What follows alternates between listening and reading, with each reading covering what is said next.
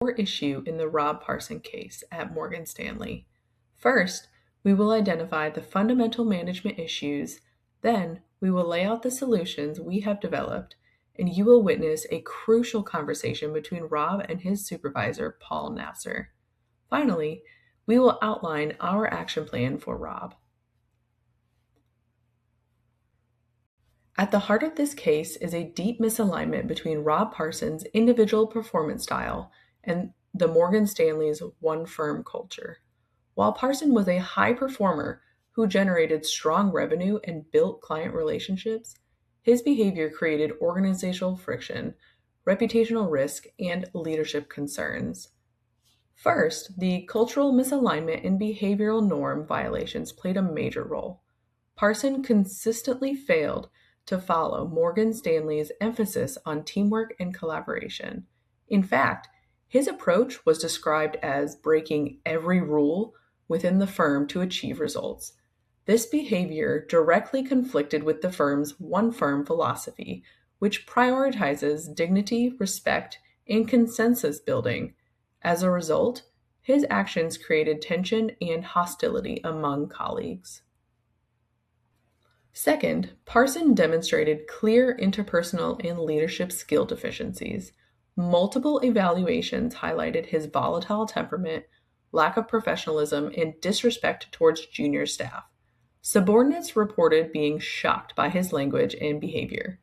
This is especially problematic because managing directors, the job he was pushing to be promoted to, are expected to serve as role models and uphold the firm's cultural values. Parsons' conduct fell far short of those expectations. Finally, management failed to set expectations and provide early feedback. His supervisor, Nasser, admitted that he handled Parson with kid gloves and avoided direct confrontation. As a result, Parson was never clearly told that his behavior needed to change. This lack of accountability allowed the problem to escalate over time, ultimately leading to a crisis when promotion decisions were being made. The case highlights a critical tension between performance and culture. Even top performers must align with organizational values, and leadership plays a key role in enforcing those expectations early and consistently. To solve the performance management issues, Paul will need to meet with Rob to discuss the information from his 360-degree review that includes aligning Rob's behavior with Morgan Stanley's values, setting expectations for his performance, presenting a development plan with time-based milestones, and implementing a mentorship for Rob to help resolve these issues in a supportive environment. Paul needs to address the performance issues and the results from Rob's 360-degree review with a conversation with Rob, as well as present the development plan he has created with feedback from Rob. Let's see how this plays out in the following video. Rob, hey man. First off, thank you for meeting with me virtually. Sorry I'm on work travel this week, but I really appreciate your time. Look, man, I wanted to meet with you to discuss your performance evaluation. Your role is critical to Morgan Stanley's success. I want us to be aligned on what's going well, what we need to shift, and how can I support you. What do you got, me? Yeah, dude. So we're going to conduct a 360-degree review to get a holistic view of our employees beyond just outcomes. This is a developmental tool. The aim is to make sure you receive the feedback and the support you need to match your potential. So we're going to cover strengths, performance gaps, and why they matter, what improvement looks like going forward, and leave with a concrete development plan, including check-ins. So before we get started, are there any questions that you have? I mean, Paul, you know I'm a hard charger. I've achieved amazing results for you guys. I mean, what's the problem here? You talked about my strengths. I think we all know what those are. The performance gaps. What exactly you're thinking? What I screw up this time? Yeah. So Rob, look, we hired you because of your reputation. You know, your reputation for strong relationships within the banking and insurance industries. We've had past experiences, you and I working together, and I've seen your energy and entrepreneurial spirit firsthand. You are a self-starter, and we hired you to fill a difficult position.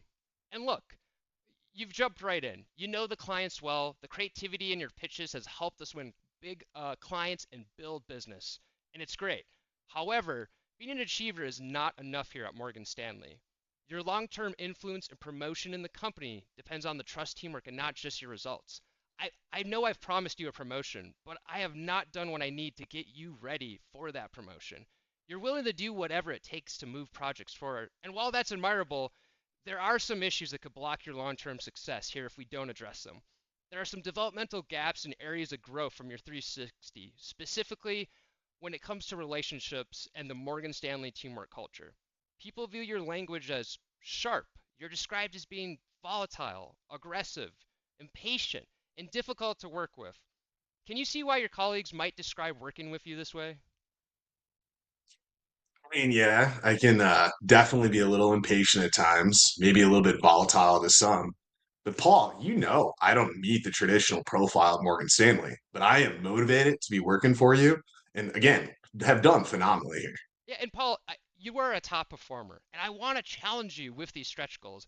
I want you to focus on involving your team members in the decision-making process and communicating with them effectively. So before I move forward, I, is there any other questions or feedback you'd like to offer before we move forward here? I mean, Paul, I'm hearing your feedback here. I guess my concern is just that the firm cares more about the form than the substance. I deliver results, point blank. Okay, and to be clear, your results are not in question here. What's also an issue is it's leadership. You need to be a culture carrier for Morgan Stanley, a model for how we treat each other. I want to do everything I can to challenge you to reach the potential I know you have and what attracted me to hire you in the first place. Paul, we have that bond. I trust you. What do you want from me to kind of address these issues? All right, well, Rob, we're going to solve these issues together. Rob, we. I want to be transparent about our role in this. We should have addressed these issues a lot earlier when we initially hired you. I think I was too gentle in my feedback because I did not want to lose you, and that was a mistake. The firm did not give you clarity or coaching you deserve. We owe you that. And I'm hearing you. And again, I have no problem with you, Rob. I appreciate you and appreciate this, relationship and you taking the time to go through this with me. It's just, other people suck. I think if you gave me some training to do on my own time, there would be no issues with these problems to address. All right, first off, Rob, they do not suck. And our leadership takes accountability to help you grow as a person and a leader, just as much as you need to be focused on that too. This is not going to be just a couple of training courses that address these issues. So I see there's more to this. Okay, what exactly do you have in mind? So look, I'm going to outline a timeline. It's a timeline-based developmental plan for you. We want to coach you and we want to support you. This plan is going to be immediate with periodic milestones over the course of a year to assess your progress. Two areas to focus on. One, we're going to look at training and coaching. Specifically, we're going to work on building empathy, communication, and conflict resolution. We want you to become a stronger, more empathetic leader. Secondly, company culture. We are going to work together on goals that establish teamwork norms that are expected of Morgan Stanley employees, including collaboration and respect with your team, a strict adherence to firm policies. I mean, honestly, those are only two items. That sounds pretty easy. I mean, I sure hope so. Are these some areas, Rob, that you would be willing to commit to work towards for improvement? I mean, I'll work towards it. It's just at the end of the day, it feels like it's a bunch of fragile and weak people that are just jealous that I got the results. They should be listening to what I have to say. Okay, Rob, let me be very clear. These are non negotiable leadership expectations. If you do not engage in this plan, your promotion will be revoked. There will be zero tolerances for abrasive or disrespectful behavior going forward. I need your full cooperation, or this relationship is not going to work the way you think it's going to work. Fine, fine. Let's get on with it, man. Like, I trust you. I understand you're coming from a good place. Let's All just right. try this thing out. All right.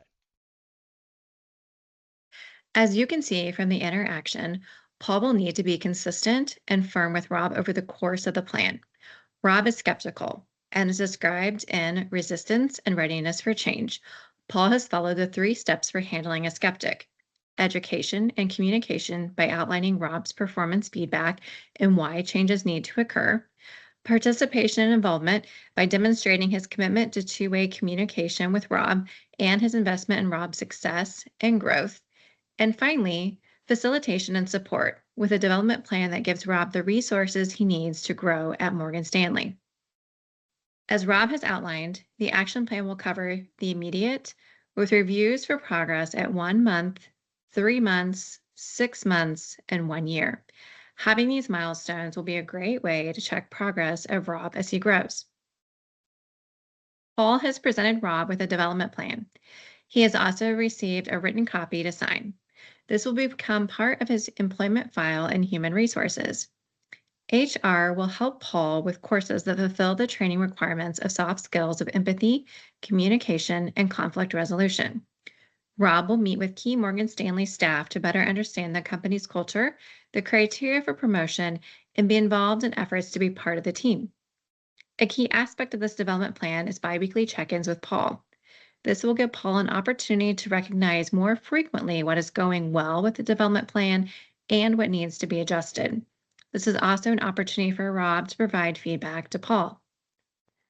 The first month is about addressing the initial culture issues and setting up Rob's training through both soft skills training to address development gaps, as well as a 10 to 12-month leadership training. Rob will take a personality or leadership assessment to determine his natural tendencies and emotional intelligence, communication style, and other decision-making areas. This will provide a baseline understanding of Rob's underlying self. As discussed in the module, Becoming a Leader, these initial assessments combined with the training program will provide Rob with perspective on how his characteristics align with those that are expected of transformational leaders and the importance of embodying these characteristics for one's team. Rob is now into month 3 of his leadership training. He has completed his initial soft skills training that included conflict resolution, empathy, and communication. Paul will conduct a short check-in analysis with Rob, as well as spot check his responses with colleagues from various points within the organization. The analysis will include questions about Rob's interaction with them, his behavior, and his work performance, solo or team-based. With progress, Rob will celebrate this win with Paul, and Paul will congratulate him on putting the work in. Rob will continue with his leadership training, specifically the area of power as discussed in the module related to power and influence. Given Rob's strong personality, learning to acknowledge and understand power dynamics and how to empower his team as a leader is critically important. Rob will meet with Paul in a 2-way feedback session to discuss the first 6 months. Assuming Rob continues to show progress, his biweekly meetings with Paul will shift to monthly. Rob will receive a new challenge. He will be assigned to a cross-team project to put his skills into action. He will be challenged with many of the concepts in the Management and Organizations course, including working with his team's knowledge, skills, and abilities, and following the 7 drivers of team effectiveness from building effective teams. This will give him an opportunity to put in action many of the skills that he has been developing and set up for his annual 360-degree review. Paul will put the steps in place to launch Rob's 360-degree annual review. He will analyze all the feedback received and compare it to the original development plan success metrics. Then it's decision time. Did Rob meet the metrics? Did he graduate from his leadership training? Is he immersed in and accepting of Morgan Stanley's team culture? Will he be promoted? As Michael Jordan reminds us, talent wins games, but teamwork and intelligence win championships. Teamwork is that critical element for Rob Parson. There was no doubt he had talent, but Rob had failed to align his individual performance style with Morgan Stanley's culture, where teamwork is an expectation. Morgan Stanley has taken accountability where it initially failed through this development plan. Rob has been provided with the support and the guidance he needs to successfully turn around his performance and be set up for a promotion if he fulfills the expectations set out for him.